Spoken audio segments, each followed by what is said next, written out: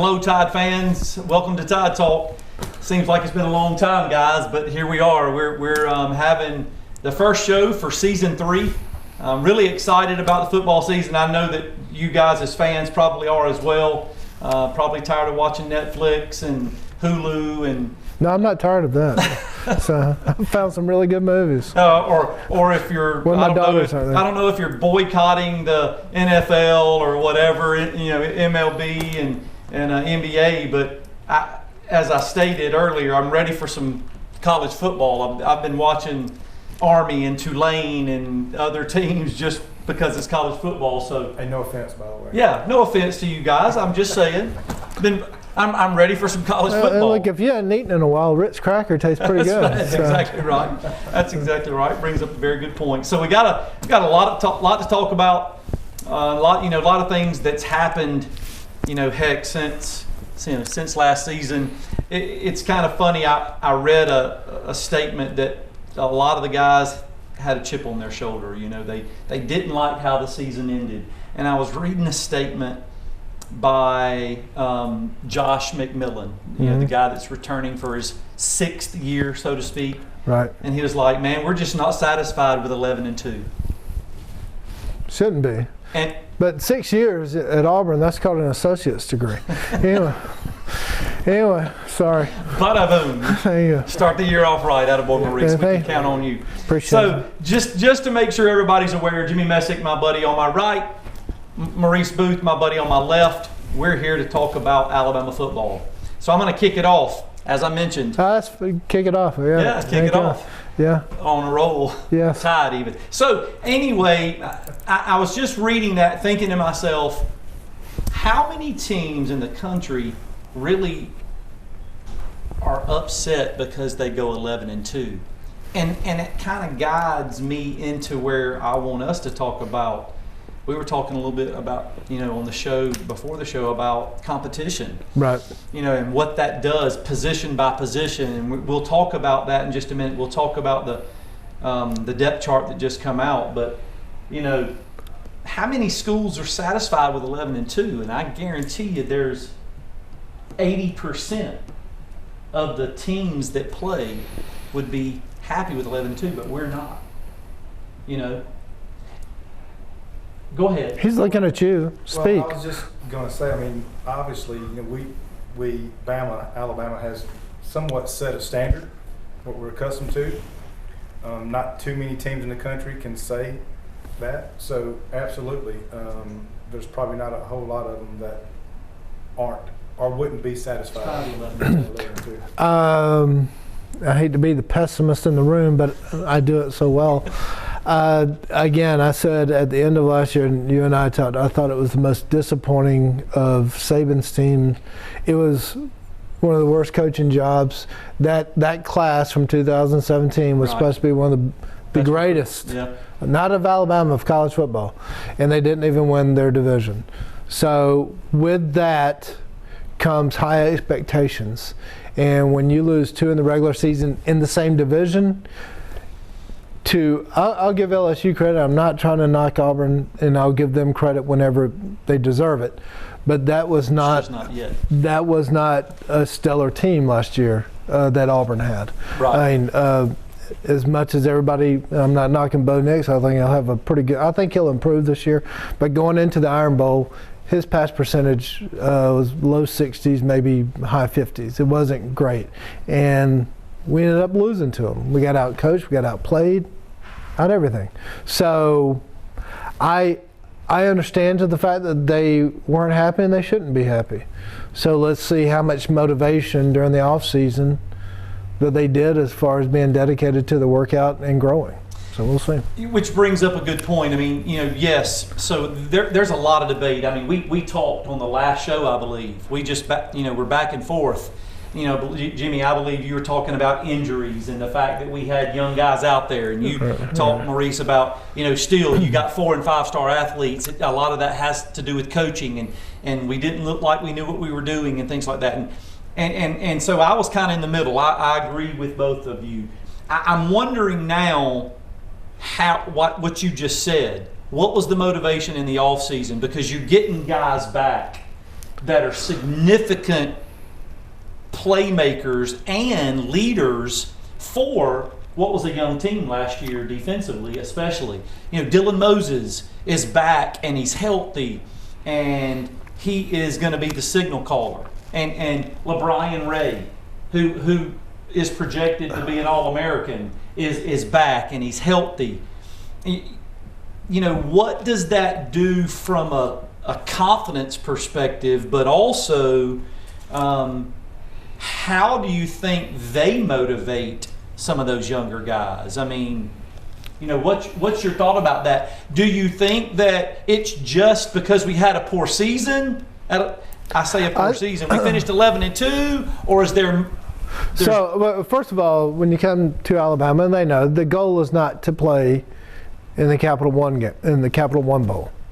The goal is to be in the playoffs and play for the national championship. So everything that we played what I thought was a very average Michigan team that was lucky to be in that bowl.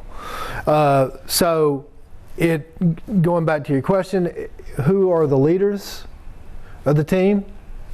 You know, we usually bring up the last great leadership team we had was 2015-16.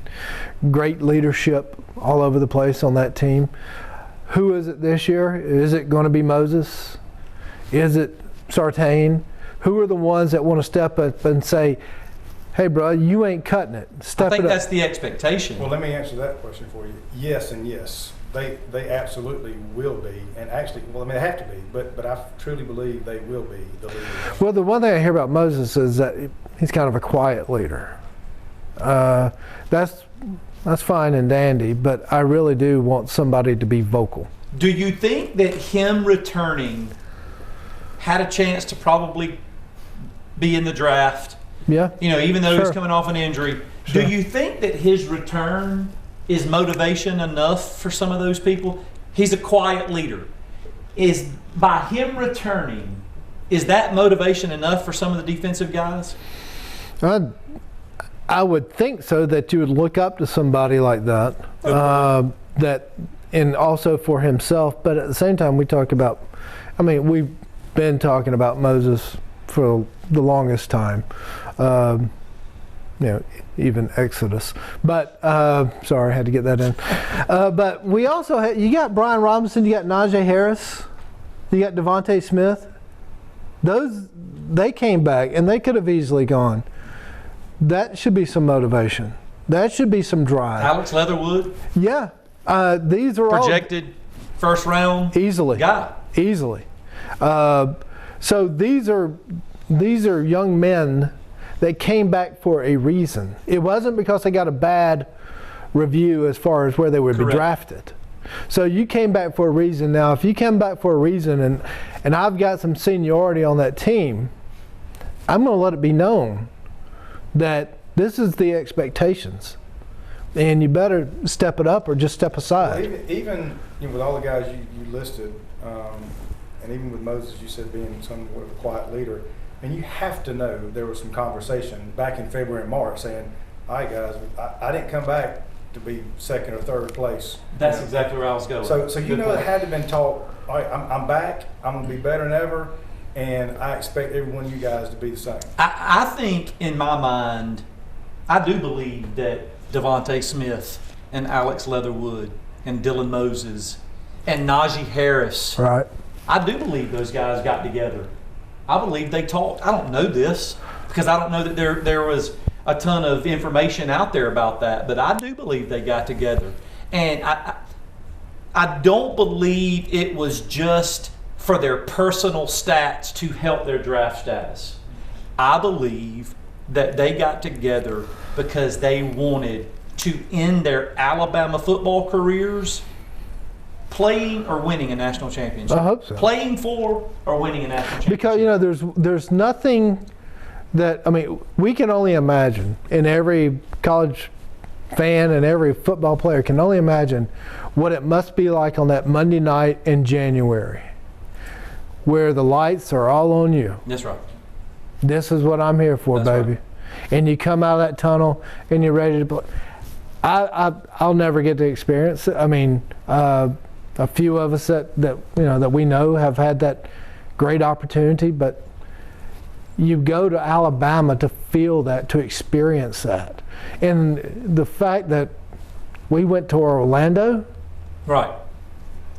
No disrespect, my kids live there, but Orlando on a Saturday afternoon in January 1st. Right. So one thing we may talk about it on the next segment, but with the schedule being changed, going to a straight SEC schedule. Love it. I love it too. But is that gonna make it harder or easier or the same? Harder for everybody unless you're in the Big Ten. There's so much Boom. to talk about, and we're going to come back and we are going to talk about the depth chart a little bit more. I do want to talk about the schedule. I think that's a factor.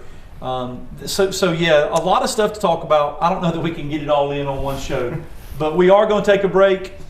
We want to give a shout out to Bob English with State Farm. Hey, Bob. Hey, Bob. What's up, Bob? He has been our sponsor for 3 years, going strong.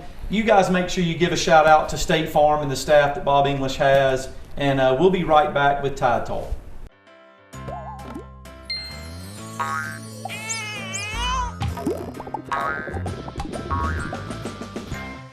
Enjoy the good times a little more with the right plan. As your State Farm agent, I am here to help you protect your dreams and loved ones with life insurance. With over 60 years combined State Farm experience, call me or any of my team to find out which options are best for you. Another way we're here to help life go right. All right, welcome back to Tide Talk. We're going to talk more this segment on the depth chart that just came out today, as a matter of fact. Thanks, Jimmy, for sharing that 17 text. That Mr. Insider. Yeah. Appreciate that. Here's a quick trivia question for you. What is Nick Saban's favorite day of the entire football season? The day that he has the thing for next kids. No. Today. He has to give up his depth chart. Oh, yeah. Well, you went a long way for that one. But, yeah, so Thanks for that. Thanks for that tip. we're good. Yeah. So I was talking before the show, Jimmy. When we got here on time? Yeah, because we were supposed to be here a little early. But I was talking before the show just about how it's kind of exciting when you look at the defensive side, especially, and you see the guys that are, listed as starters, but the guys that are behind them. It's like I told Maurice, it's not just a body. I mean, you're talking about that next guy really could be starting, but they had to make a decision. So, that's why there's so many ors in that. Yeah, it's this guy or this guy, and that's really exciting to see that we potentially have a chance to be a really stellar defense. Yes. So one thing I was going to point out about that depth chart is of course, talking about last year, all the youth we had. So this year, we still are very young on the defensive side of the ball. Sure. Experience is a little bit better or deeper. Right. But we're still starting sophomore, 2 freshmen. Four new starters in the secondary. We have one senior on the defensive side of the ball, and that's Moses. That's starting. There's a couple of redshirt juniors along defensive front, Sertain in the back. Yeah. But it's sophomores and true freshmen that are going to be leading that defense again this year. And something else we talked about too is, again, that talent, the depth is there. I mean, the ability is there, but are they going to get coached up? No, I just had a frog in my throat. No, that was a great lead-in. He said, right. are they going to get coached up? I threw that your way. I don't know. We'll see. Mama said, if you can't say anything nice, don't say nothing at all. So, Do you think, Maurice? How strategic was bringing in Charlie Strong? very. I hope it was some organizational advice or grooming that he could have provided to Pete Golding, because let's acknowledge the elephant that's in the room, the defense. As we were talking before the show, if you're not 5 minutes early or 5 minutes late, but that I don't want to. I'm going to stop. I'm going to stop, Tim. Jim. Sorry, I get it right. But Pete Golding, to me, I'm sorry. There's no excuse that this the Alabama job, any job at a major school, Georgia, Ohio State, is not on the job training. And the LSU game and the Auburn game was, we watched the Auburn game together, and I was just furious at the confusion on defensive calls, because you have to see all the packages that they come up with that we can practice, and I don't get it. I mean, Terrell Lewis talked about it, and I don't think he was trying to be ugly, but he was saying there were times out there where we didn't know what was going on. Right.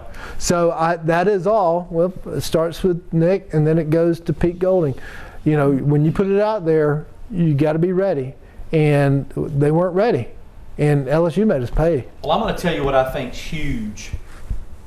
The obvious is getting Dylan Moses back in the middle of the defense, the play caller. That's huge. Number one, if you notice, who's starting next to him is Christian Harris.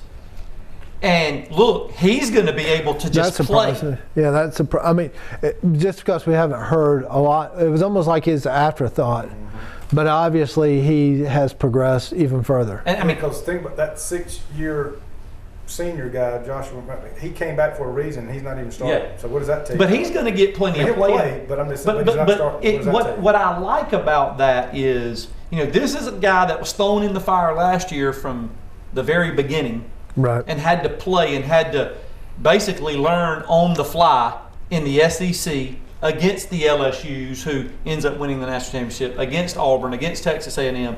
He's thrown into the fire, and look. The kid's an athlete or he wouldn't be there. But now he gets to really just relax and be athletic and play football, because Dylan Moses is going to be the guy telling him where to go and what to do. He just gets to pin his ears back and play. Hopefully. So, what I'm hoping and kind of leaning with what you were saying, Golden's second year, but he's been with Charlie Strong third year. Well, yeah. Second year is the DC. Sure. But he's been with Charlie Strong all off season. Right. And now you get your quarterback of the defense back out there. That's critical, man. So in other words, there's no excuse for him not to coach better this year. And call better and get better. And the other thing, you talk about Moses, but you got Surtain back there, same age or year as Minka Fitzpatrick, who knew the entire defense and corrected everybody. Yeah. Well, hey, listen, the rumor is that Jordan Battle is the signal caller for the DBs. They say that he's got the playbook down, he's playing with a ton of confidence, and he'll be the starting safety, and he's the guy that's going to be making the calls back there. And they say he is doing it really well with a lot of confidence. If he's making the calls, I would be surprised. But you're right, I have read everything like y'all have read about him. So and Surtain says that he is very vocal out there. I'm fine with that. Yeah, so I don't care what year you are, as long as you know what you're talking about and you want to speak up. I don't care. Be a leader. There's nothing that says a sophomore or even a freshman can't be a leader if you want to take that role. And I'm cool with it. Speaking of freshmen, we got several freshmen that are going to be starting, and one that's been raved about all off season is the Anderson kid. The kid that's starting, the Will Anderson, the guy that's starting at the Jack linebacker. I mean, everything you read is this guy is a freak.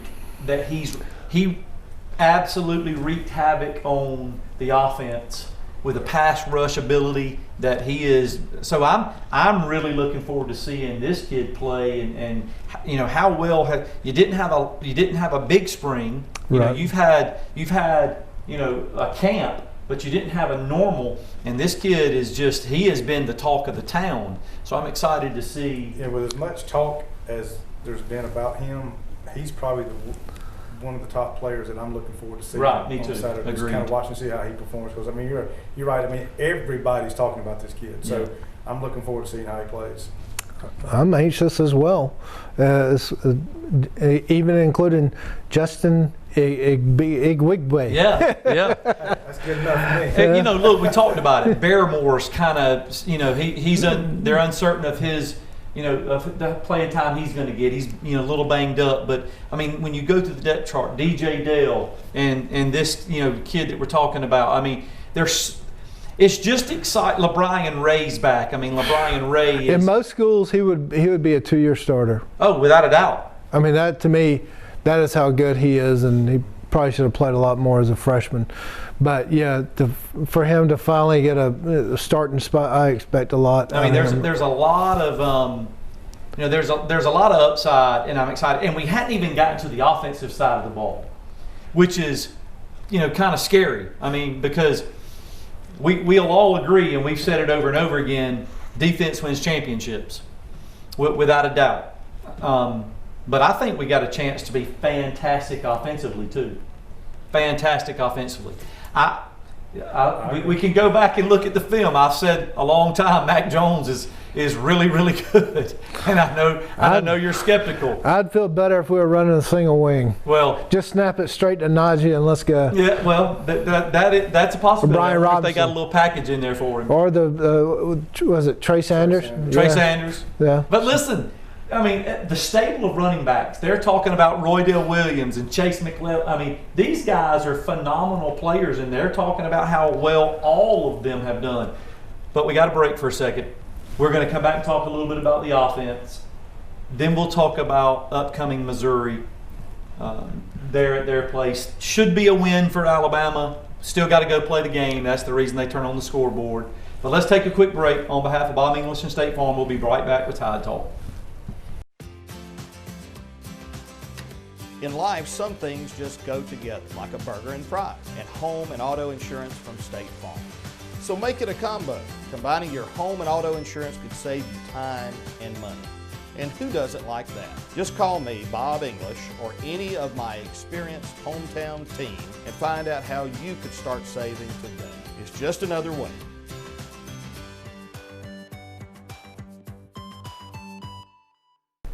All right, welcome back to Tide fans. Welcome back to Tide Talk. I gotta go. Sorry. Were you talking to Saban?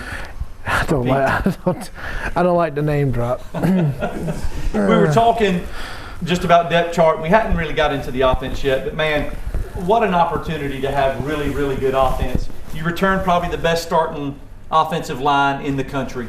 There's I would say it's either us, Notre Dame.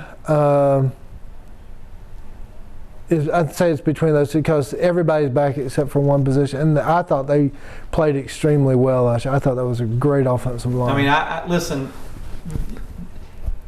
I'll say this again. I just can't yet compare anything to Notre Dame.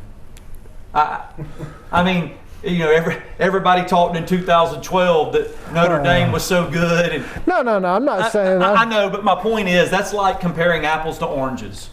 In my opinion, again, until Notre Dame proves me wrong, that's going to be my stance. Well, they'll get their test this year because they play Clemson in the regular season. Yeah, that's going to be my stance until I see otherwise. So talking about that offensive line, I think the key was Dickerson moving to center. Dickerson at center, and they will. I think they will be the best in the country. Well, if you read anything about them and about what Coach Saban and Sarkisian says, he has full confidence. They're experienced, they're very, very physical, and that we basically should dominate the line of scrimmage. Well, yeah, until they start crowding it. And we were just talking during commercial break. I've always wanted to say that. And the fact that they will crowd the line of scrimmage and dare Mac to throw it. Yeah, Devontae Smith and Waddle are all that and a bag of chips. However, it's like having two great bullets and no gun to shoot it out of because Mac is not Tua. Tua is, without a doubt, the best passer in Alabama history. I've never seen anybody throw with such accuracy as he did when he was on. Right. And he was only off one or two times. But we're going to even try to compare him to Tua. We know. Yes, because he's the next starting quarterback. Yeah, I firmly believe that Mac Jones is very capable. Listen, you can't tell me that he's worse than Jake Coker. I knew you were going there. I was about to say. I was like, yes, we won a national championship with Jake Coker. You can't tell me he's worse than Jake Coker. Greg McElroy. Hey, listen. Yeah. No offense. Love him to death. A.J. McCarron. I mean, when you are surrounded by the likes of Devontae Smith, Jalen Waddle, Najee Harris, and then just list the rest of the running backs. You know, you don't have to be superb. You got to get the ball to the playmakers, and that's going to be Sarkisian. That's going to be Sarkisian. Sarkisian wasn't playing at Jordan-Hare last Thanksgiving. Couple of fluke plays. Can't take a couple of those back. But look, okay. I firmly believe Mac Jones can get it done. I said that last year. You can go back and look at the shows. I said it before. Well, then we're going to go back to a quarterback that's a game manager. I'm fine with that. Are you okay with game manager I'm if okay we win with a national wins. championship? I'm okay with wins and natties. Well, So, let's not forget too though that he started in 3 games last year. I yes. mean, nobody's trying to say that he's the next Tua. Is he capable of running this offense? We said that all last year. I'm with Sean. I think he's very capable of running this offense this year. He's a starter for a reason. I mean, I know the next guy up, Bryce Young, Is a true freshman. I know. And is a stud. But He's 5'11". I mean, and he's gonna play this year. But I'll be surprised if Mac Jones is not the starter the entire season.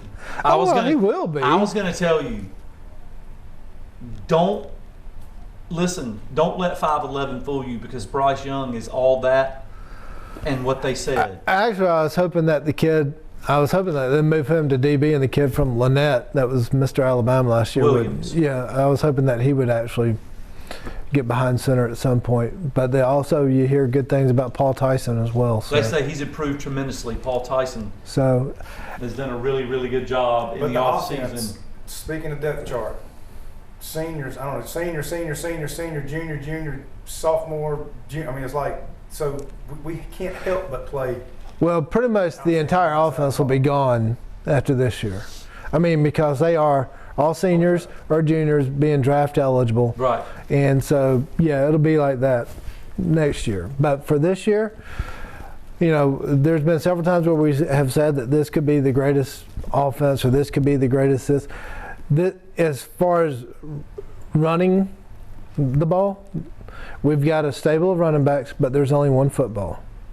So I want to see something happen. I want to be able to run the ball at will. When you want to. Yes. Yeah. With commanding force, and that's what I was expecting. I was hoping last year, because we had 2 big. The offensive line's capable of doing that. I believe so too, but they can't outblock, 9 other people. Right. But that's when you got to have the confidence in your quarterback. And listen, again, I just believe, based on what I've seen, based on what I've read, I believe Mac Jones can get it done. I believe Mac Jones, I believe Mac Jones has the potential. Watch. With respect to numbers, watch what happens. He'll have the potential to be in the talk. Of what? Heisman. Watch what I'm telling you. He'll have the numbers. I'm not saying I'm not saying that Mac Jones. Can we get a test? Hey, but let me ask you a question. Will you answer this honestly? Would you have said at the beginning of last year that Joe Burrows was going to be a Heisman Trophy winner? Yeah, I called it.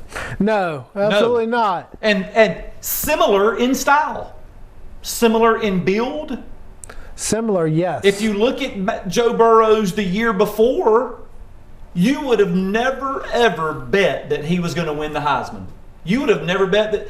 But listen, he got into a system that fit what he could do, and they did it really well. Sean, I'm the same shape as Kirby Puckett was at one time, but that doesn't mean I'm going to hit one out of the ballpark.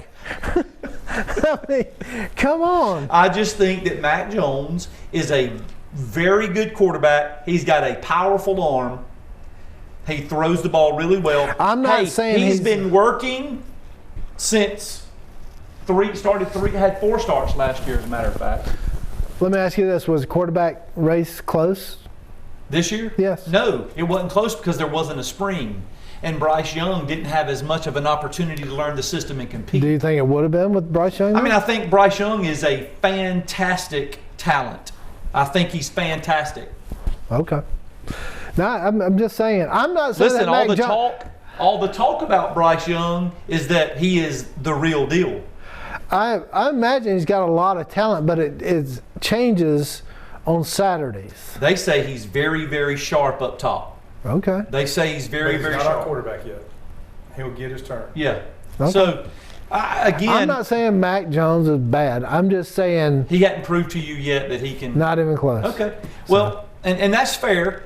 That's fair. But I mean, I coached quarterbacks and played it. So I'm just telling you, I think that he is the guy. I think he's got a chance to be in the Heisman talk. He's going to have numbers.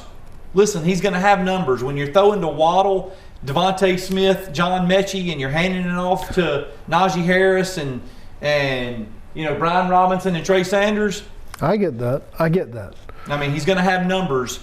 Hey, AJ finished what, third? My point exactly. So I'm not saying that's not possible. But, there's been a lot of people that have been in the Heisman talk that aren't all that. Right. I'm fine if he is. I just want him to be able to get us through games successfully. And I think making he's right decisions. Certainly ready to do that. I think he's certainly ready. I mean, I hope so. Yeah. I just hope I see a lot of improvement from the games that I saw him as far as. I mean, he did that 3 out of the 4 times last year, right? Yeah. He lost 1 game last year. Well, the Auburn game was. I don't even want to talk about Michigan game. They should not have been even close to us. I think we beat the brakes off of them in the second half. First half, were we even? I can't remember, but it wasn't a big lead because the wide receivers hadn't even lit it up yet. And I mean, that's when you got talent like that, just get it out there. I think he finally. To Jay Coker. I agree. I go back to Jay Coker. I think that Mac Jones is way better than Jay Coker. Well, guess what the good news is we get to find out. We're going to find out on Saturday. Yeah, but we still don't have a kicker. We don't. Do we even have time to talk about the kicking? Sheriff Taylor is sitting here watching, biting. I mean, he's over there having a fit. Mark my words. We have an All-American kicker on the roster. He's back. He's healthy. He'll be All-American. Yeah, he'll be. I think he'll be really, really good. One of the best we've ever had. I think he'll be really good. I hope so. What did he do last year? Tore his hip. He did hip. To his hip. Dislocated his hip. From kicking. Right.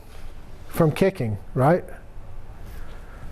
Well, which leads us to nothing against. I know that y'all were friends with Scott Cochran. I don't have anything against him, but as far as the 2 new strength coaches that we got, as far as what I hear as far as their type of the medical aspect. Yeah. To where you can only do so much weight. You should weigh this much. You should have this much muscle before you're going to start having injuries. Knock on wood, we haven't had any. I think great there's a lot. injuries. We talked about that last year, did we not? About the number of injuries we were having, and how was that playing in? And I even said when we hired these guys that they brought a different level of this strength and conditioning. Different science. They brought a science and the medical knowledge. So it's going to be interesting to see how that plays out, because I agree with you. That's, hadn't heard a lot about injuries. Barrymore's a little banged up, but I think that's just from football. That's not anything major. That's a sprain. Yeah. And like I said, knock on wood, we hadn't had anything. And I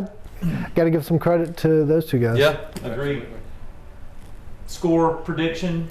So Saban's 13-0. In the first games, he's 12-1 against the spread, for those of you that are interested in that. So we absolutely dominate and cover. Cover the spread? Oh, easily covered. 28-point line. On the road this year really doesn't mean that much because there's nobody in the stands. And it's Missouri. Their motto this year is, at least we're not Arkansas. They are bad. So you're looking at 49-7, something like that. Oh, I hadn't thought about scoring. Something like that, like what he said.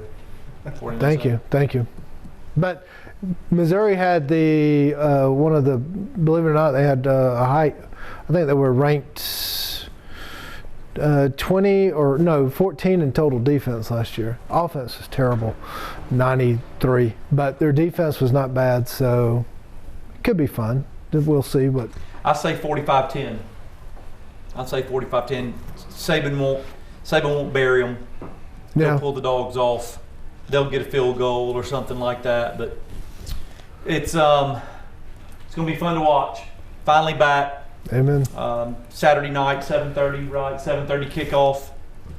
Can't wait to see it. Can't wait to see if some of the predictions that we have hold true. Ready to see how the guys really, if they do play with a chip on their shoulder, I want to see their attitude. Right. You know, I want to Yeah. see how their attitudes are. But I'm ready. I'm excited. And guys, we'll get together next week and we'll do this again. All right. Roll Tide. Roll Tide. Roll Tide.